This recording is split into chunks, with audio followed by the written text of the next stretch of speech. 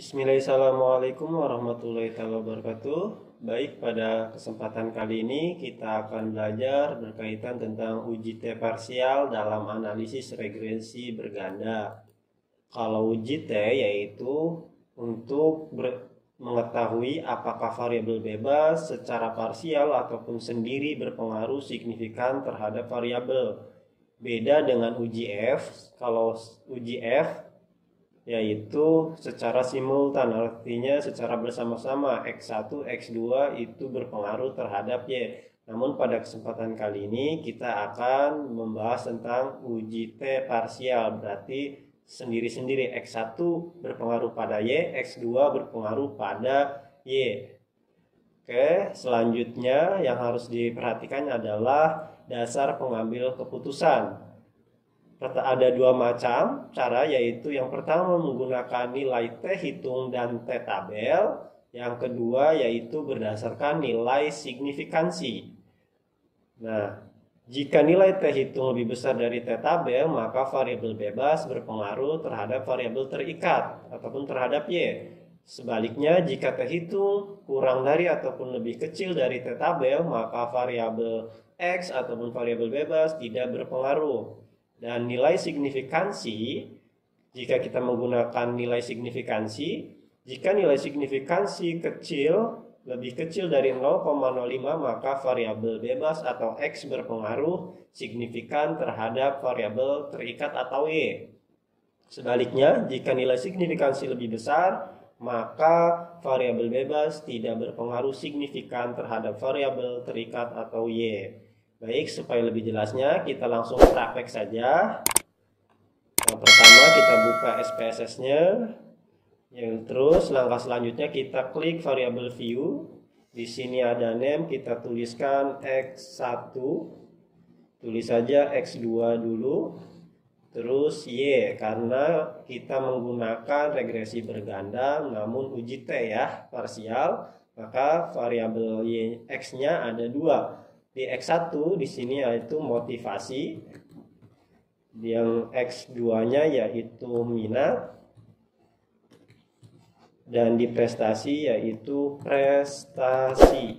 Yang di Y, data view klik, kita masukkan data-datanya ataupun hasil respondennya. Di sini terdapat 50 data dari masing-masing variabel, kita kopikan. Di sini ada 50. Ctrl C. Klik di sini Ctrl V. Oke, kita cek apakah sudah lengkap. Oke, sudah lengkap.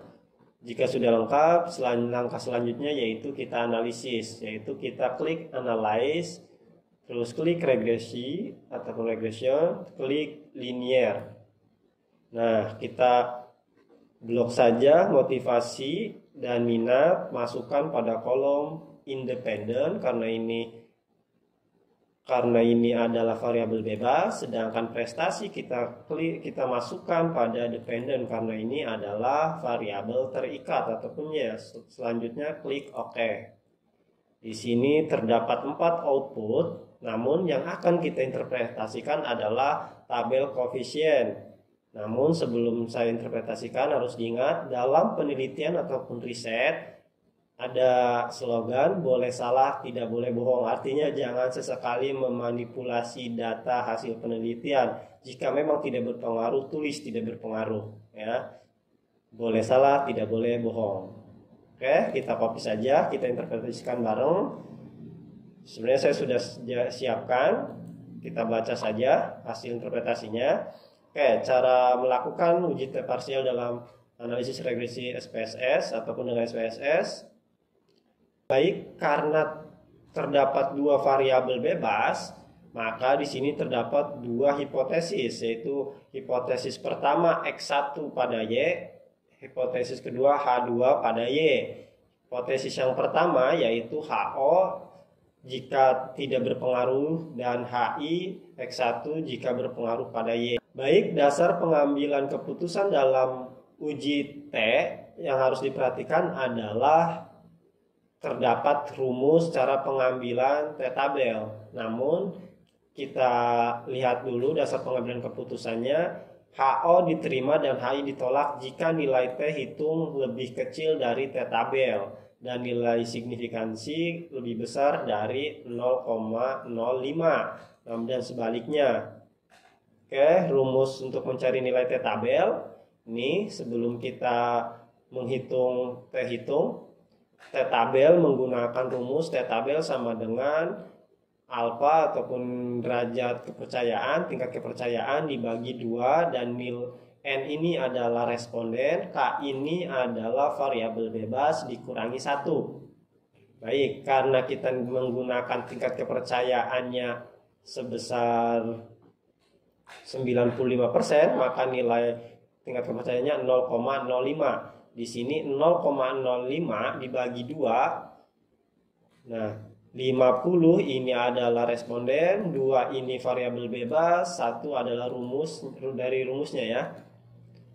0,05 dibagi 2 menjadi 0,025. 50 kurang 2 dikurangi 1 sama dengan 47. Nah, T tabel, maka T tabelnya adalah 2,011. Dari mana 0,211? Nah, dari sini nih, dari angka ini. Bagaimana cara mencarinya? Kayak kita lihat pada PDF di sini, file PDF. Cari saja namanya T tabel. Di sini kan 47, tingkat kepercayaannya 0,025, maka jatuh pada 2,011. Yang ini ya, saya tandai. Oke, kita baca atau kita interpretasikan nilai koefisien, yaitu tentang motivasi berarti. Tentang X1, berdasarkan output koefisien diperoleh nilai T hitung sebesar min. Tuh, yang ini min 1,188. Saya tandai lebih kecil dari T tabel, yaitu T tabelnya 2,011 dan nilai signifikansi 0,852, lebih besar dari 0,05, maka dapat disimpulkan bahwa HO diterima dan HI ditolak, yang artinya motivasi X1 tidak berpengaruh signifikan terhadap prestasi ataupun variabel Y. Jadi yang X1 ini tidak berpengaruh signifikan terhadap Y. Itu putusannya. Hipotesis yang kedua masih yang sama. HO dan H1-nya menggunakan T hitung dan nilai signifikansi. Berdasarkan nilai hasil regresi diperoleh nilai T hitung yaitu 3,258. Yang ini maaf, ini saya tandai.